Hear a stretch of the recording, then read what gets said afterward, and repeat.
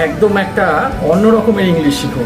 Buffalo buffalo buffalo যদি আমি এরকম করে 8বার বলতে থাকি, হ্যাঁ, তাহলেও কিন্তু একটা গ্রামেটিক্যালি কারেক্ট একটা সেন্টেন্স দাঁড়ায়।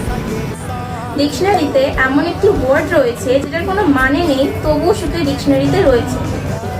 1066 খ্রিস্টাব্দে ফরাসিরা ইংল্যান্ড দখল করে, ফলে ইংল্যান্ডের ভাষায় কিছু বিদেশি ভাষা যুক্ত হয়, যেমন জার্মানিক ওয়ার্ড তারা অ্যানিমেলসদের জন্য ইউজ করে, এবং ফ্রেঞ্চ ওয়ার্ড তারা যে মিট খায় সেটার জন্য ইউজ করে।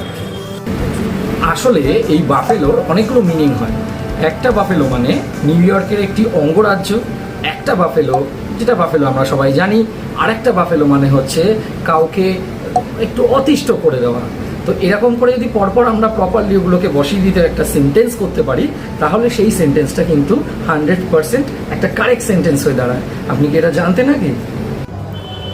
ডিকশনারিতে একটি ওয়ার্ড রয়েছে DORD, ডোর্ট বলে, যেটার কোনো মিনিং নেই, তবুও এটা প্রিন্টিং মিস্টেকের জন্য ডিকশনারিতে রয়েছে। একে ঘোস্ট ওয়ার্ড বলে।